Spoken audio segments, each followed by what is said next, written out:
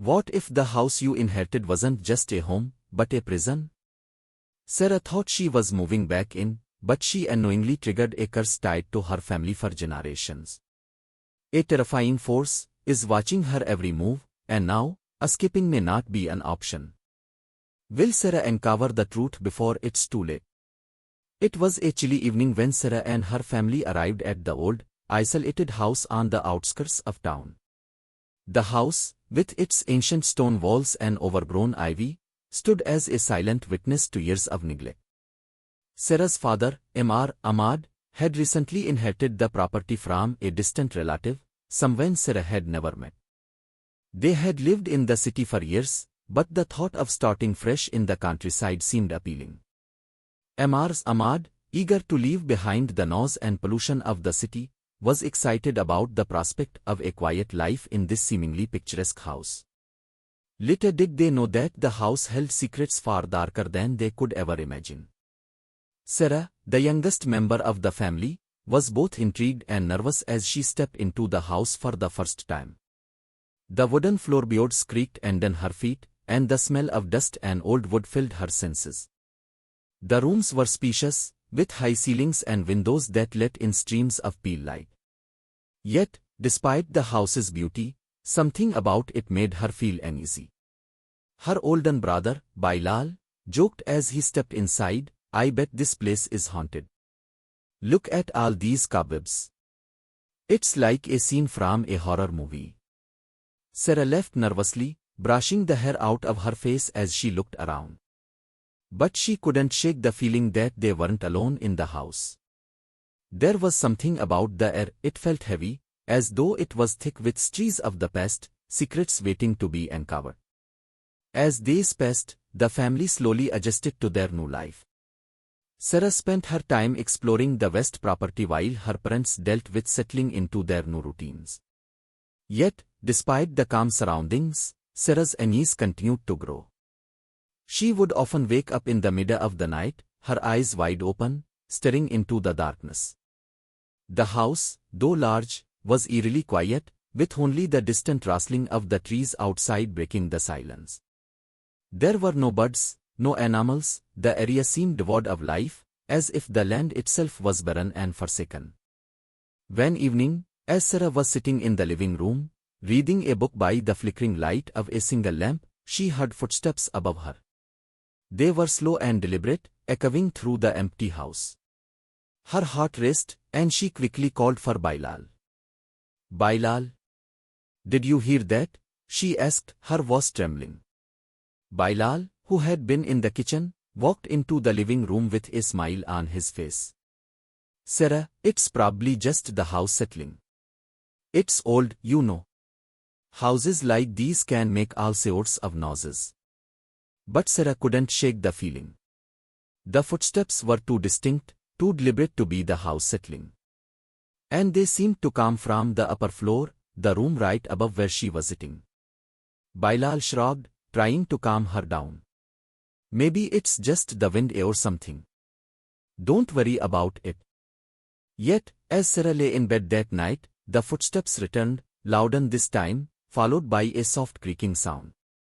Someone, or something, was walking across the floorboards above her. She pulled the blanket tighter around her shoulders and squeezed her eyes shut, trying to ignore the fear rising in her chest. It wasn't long before Sarah's dreams began to change. At first, they were normal, mundane dreams, nothing out of the ordinary. But as time went on, the dreams grew darker, more vivid. In them, she saw a woman, dressed in a long black robe, standing at the end of a hallway. Her face was obscured by shadows, and there was an unsettling stillness about her. Every time Sarah tried to approach the figure, the woman would vanish, slipping into the darkness like smoke. No matter how hard she tried, Sarah couldn't catch up to her. It was as if the woman was toying with her, always just out of reach. One night, Sarah woke up with a jolt, her heart pounding. The woman from her dream had been standing in her room, staring at her with eyes that seemed to glow in the dark. Sarah froze, her breath caught in her throat.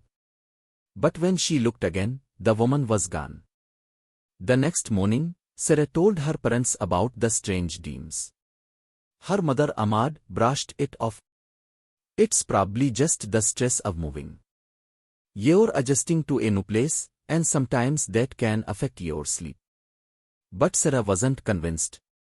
The dreams were too real, too unsettling. And they were becoming more frequent. As the days wore on, the house began to feel colder. Even in the warmest weather, Sarah could feel the chill in the air, as if the house itself was holding on to something from the past. The atmosphere felt thick, suffocating. One evening, as Sarah was in the kitchen preparing dinner, she caught a glimpse of something strange in the reflection of the window. A shadow moved quickly across the yard, too fast to be a person. When she turned around, no one was there. But she knew what she had seen. It was the same shadowy figure from her dreams. She rushed to tell Bilal, but when they went outside to check, there was nothing. The shadow was gone. The yard was quiet, as still as the rest of the house. But Sarah knew whatever was haunting the house was watching her. As the days turned into weeks, Sarah's curiosity got the better of her. She began to search through the old house, hoping to find something that could explain the strange happenings. One afternoon, while cleaning the attic, she stumbled upon a dusty, old chest tucked away in a corner. It was locked, but the key was nowhere to be found. Determined to uncover its contents, Sarah searched the house for the key, eventually finding it hidden beneath a loose floorboard in the living room. With trembling hands, she unlocked the chest. Inside, she found a stack of old letters, yellowed with age, and a small diary. The diary's pages were filled with neat, handwritten entries, but as she flipped through them, she realized they were written by someone named Aisha, an ancestor of the Ahmad family.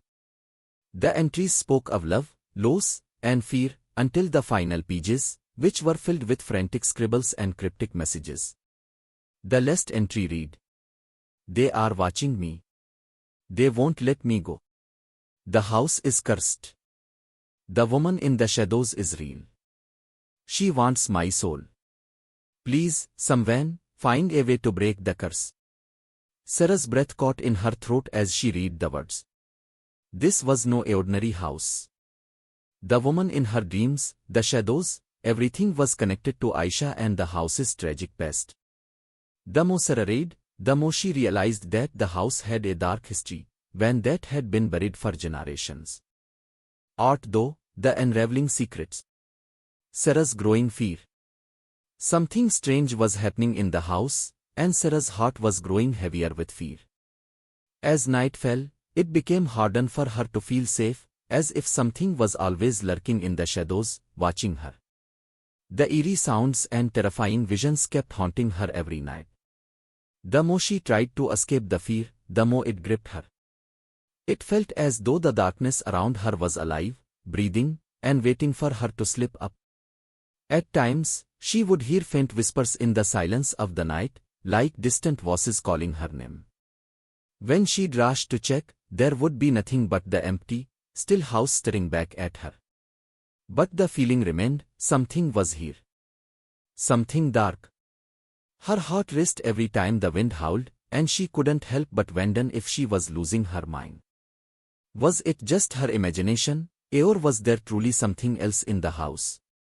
She no longer felt alone, even when there was no one around. Each night became more unbearable. She would lie awake in her bed, her eyes darting to every corner of the room, convinced that something was watching her from the darkness. The dread weighed heavily on her chest, and it became harder to breathe as if the very air was thick with tension. The fear was no longer just in her mind, it had become a living, breathing entity that refused to let her rest. One day, while rummaging through her family's old attic, Sarah stumbled upon something that would change everything, a dusty, old diary belonging to her grandfather. It was worn, the leather cover cracked and faded with age, and yet it beckoned her, as if it held answers to the strange occurrences she'd been experiencing. Opening the diary, she was faced with pages filled with cryptic notes and mysterious entries. As she read, it became clear that the house had a history far darker than she had ever imagined. The diary spoke of strange rituals, old family secrets, and whispered warnings that had been passed down for generations. Each page she turned seemed to confirm her worst fears. This house was haunted, and the very walls that stood around her were steeped in blood and tragedy. The more she read, the more she could feel the presence of something malevolent watching her, waiting for her to uncover its hidden truths. Sarah's search for answers led her to a room she had never noticed before, hidden deep within the house. It was tucked away behind a false wall, and as she pulled away the heavy curtain of dust and cobwebs, her heart pounded in her chest. She had never seen this room in her life, yet somehow, it felt familiar, as if she had always known it was there. The room was eerily still, with no windows to let in the light.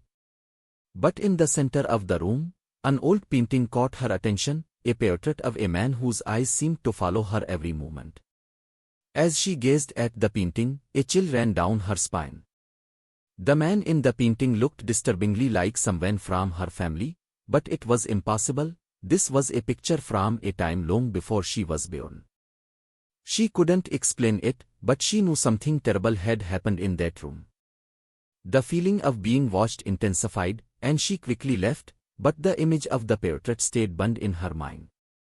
The more she tried to ignore it, the more it seemed to haunt her, like an omen of something far worse to come. From that moment on, the paranormal events around her only escalated. The strange whispers grew louder, and objects in the house seemed to move on their own. She could feel cold spots in certain rooms, as if something was brushing past her.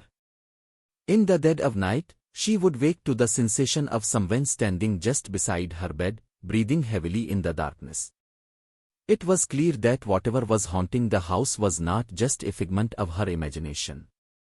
It was something powerful and ancient, deeply connected to the house's past.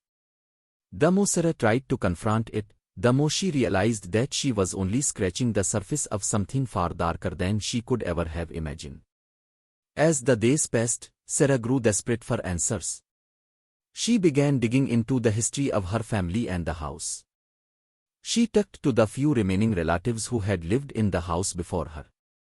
Through their stories, she uncovered a chilling legend. The house had been built on cursed land, a place where unspeakable rituals had been performed centuries ago. Her ancestors had been involved in dark practices, and it was said that anyone who dared to live in the house would be haunted by the vengeful spirits of those who had suffered. The diary and the strange occurrences now made sense. This house was not just a building, it was a prison, holding the tormented souls of the past, and now, they had set their sights on Sarah. With each passing night, she could feel herself slipping deeper into a nightmare she couldn't escape. Sarah had no peace, no escape. Every night, as the house grew quiet, her nightmares would grow louder. The whispers that once seemed faint had now become a cacophony of voices, filling her dreams with echoes of warning and terror. She could no longer distinguish between waking and sleeping, as her mind blurred the lines.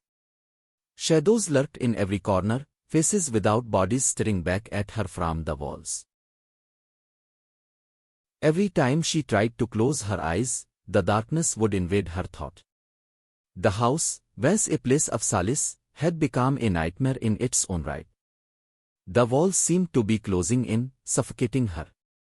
She could feel the weight of something ominous, watching her every move, following her every step. She no longer felt safe, even within the sanctuary of her own home. The unsettling presence seemed to grow stronger with each passing night. In the mornings, Sarah would wake up exhausted, her heart pounding in her chest as if she had just run a marathon. Her face was pale, her eyes hollow from lack of sleep. The once vibrant woman was now a shell of her former self, consumed by fear and exhaustion. But it wasn't just the nightmares that haunted her. As the days passed, she began to notice strange occurrences happening around the house. Objects would move on their own, doors would creak open without reason, and whispers would echo through the empty halls. It was as if the house itself was alive, pulsating with a dark energy that refused to be ignored. Sarah tried to tell her husband, Mark, about what she was experiencing, but he brushed it off as stress. It's just the pressure of moving into a new house, Sarah. You're just adjusting, he would say. But Sarah knew deep down that it was something more. It wasn't just her mind playing tricks on her. There was something in the house, something dark and malevolent, that wanted her to suffer. Sarah's curiosity led her to the attic. She had always been hesitant to explore the upper floors of the house, but the whispers seemed to beckon her. The attic had always been locked behind a heavy wooden door that creaked every time it was touched. But now, it felt like the only place she hadn't yet ventured, the only place she hadn't confronted. One evening, when Mark was away on a business trip, Sarah decided to investigate. She took a deep breath and walked up to the attic door, her hand trembling as she reached for the handle. As the door creaked open, a rush of cold air hit her face, sending a shiver down her spine. The darkness inside the attic seemed to consume everything, as if the very air itself was thick with malice. The attic was cluttered with old furniture, boxes of forgotten belongings, and cobwebs that seemed to hang like veils from the ceiling. But it wasn't the physical clutter that unsettled Sarah, it was the feeling. The feeling that something was watching her from the shadows, waiting for her to make a mistake. She stepped inside, her heart pounding in her chest. Her eyes scanned the room, searching for any sign of the source of her unease. And then, she saw it, a dusty old mirror standing in the corner, its surface cracked and worn. The mirror seemed to call to her, as if it held the answers she so desperately sought. But something about it felt wrong. The reflection didn't quite match reality. The room behind her appeared distorted, twisted, as if the mirror itself was warping the very fabric of time and space. Sarah reached out slowly, her fingers brushing against the cold glass. The instant she made contact, the whispers grew louder, more frantic. She jerked her hand back, but the sound didn't stop. It only grew louder, echoing in her ears like 1,000 voices screaming in unison. The air in the attic grew thick with a heavy, oppressive energy. Sarah stumbled back, her heart racing, as a figure began to materialize in the mirror. It was a shadowy figure, its features obscured by the darkness. But Sarah could feel its eyes on her, burning into her soul. When Mark returned home later that evening, Sarah was a wreck. She couldn't stop shaking, her mind racing with images of the shadowy figure in the attic. She tried to tell him what she had seen, but he only grew frustrated. "You're overreacting, Sarah. There's nothing in this house. You're just tired. Maybe you need to see a doctor." But Sarah knew better. She could feel it, that presence, pressing in on her, suffocating her every breath. Mark didn't understand, and the more he denied her experience, the more isolated Sarah felt. It was as if she was losing her grip on reality, like the very walls of her world were closing in around her. Her nights grew worse. The nightmares became more vivid, more disturbing. Each dream was a twisted version of reality, a nightmare within a nightmare, where she was trapped in the house, unable to escape the dark presence that pursued her. The whispers were no longer just in her dreams. They had followed her into the waking world, echoing in her ears even when she was awake. The house had become a prison, and the darkness inside it was closing in on her. She could feel it everywhere, lurking in the corners, hiding in the shadows, waiting for her to succumb to its will. One night, in the dead of darkness, Sarah decided to confront the terror. She couldn't live like this anymore. She couldn't keep pretending that everything was okay. She had to know the truth. She gathered all her courage and went back to the attic. This time, there was no hesitation. No fear. She walked straight to the mirror, her heart pounding in her chest. As she gazed into the distorted reflection, she saw something she hadn't seen before, a name, scratched into the surface of the glass. The name was old, faded, but unmistakable, Isabella. Sarah's breath caught in her throat.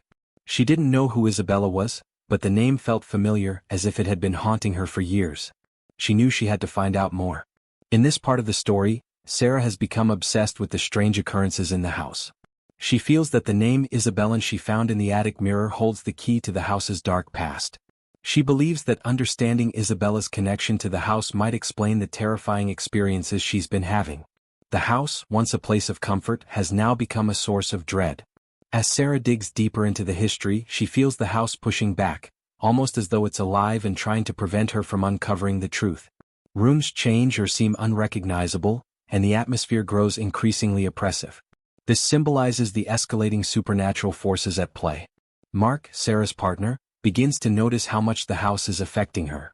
Her mental and physical health is deteriorating, she's more paranoid, exhausted, and increasingly detached from reality. Mark tries to console her and offer explanations, but his own growing fear about the house makes him question everything. At this point, Mark is starting to hear strange sounds and experience unsettling phenomena himself, further heightening the sense of dread in the house. Despite his concern for Sarah, he's unsure how to help her or stop the events from getting worse. His relationship with Sarah becomes strained as she becomes more isolated and obsessed with the haunting. This part shows how the house is breaking down their connection, and Mark's uncertainty about how to approach the situation adds to the tension. Sarah finds an old diary belonging to Isabella, the woman whose name was written in the mirror. The diary reveals the tragic history of Isabella, who had lived in the house long before Sarah and Mark. Isabella's father, a cruel man, locked her away in the attic after she fell in love with someone he didn't approve of. The diary tells of her growing madness during the years of isolation. Eventually, Isabella died in the attic, alone and broken, which is where the haunting seems to originate. The key part here is that Isabella's death was not just a tragedy, it suggested that something darker happened. The house has a sinister history, and Isabella's spirit is angry and restless, fueling the supernatural events in the house. Sarah's search for answers connects her to Isabella's tragic fate, and she believes that by learning about the past she can somehow end the haunting. As Sarah uncovers more about Isabella's life and death, the paranormal activity in the house becomes more intense. Objects move, lights flicker, and Sarah starts experiencing disturbing physical sensations, such as cold hands or hearing mysterious sobs from the attic. Mark, now hearing the same disturbing noises, begins to believe Sarah's fears are real. The attic was now silent, except for the faint sound of Sarah's ragged breathing. Lisbella had stepped closer, her form solidifying out of the shadows, the eerie glow of her eyes locking onto Sarah with an intensity that chilled her to the bone. The temperature seemed to plummet and Sarah's hands, despite her resolve, trembled. "I warned you, Sarah," Lisbella's voice echoed through the attic, each syllable dripping with venom. "The curse was never meant to be broken. And now that you've uncovered the truth, you'll suffer the consequences." Sarah stood tall, gripping her father's journal tightly, its weight grounding her. Her mind was racing, the cryptic words from the journal repeating in her thoughts like a chant. She had to face Lisbella, not with fear but with courage. This was the moment her father's words echoed louder than any doubts. "You don't control me anymore," Sarah finally declared, her voice gaining strength with each passing second. "I know who you are. I know what you've done. And I won't let this curse claim another soul." Lisbella's eyes flickered, her smile faltering as if Sarah's words had struck a nerve. The dark entity before her hesitated, but only for a moment. "You think your words can stop me?" Lisbella hissed, raising her hands as if to strike. The shadows in the room grew, swirling around her as if they were alive. But Sarah was ready. Holding the journal high above her head, she spoke the incantation that she had uncovered from her father's own writings.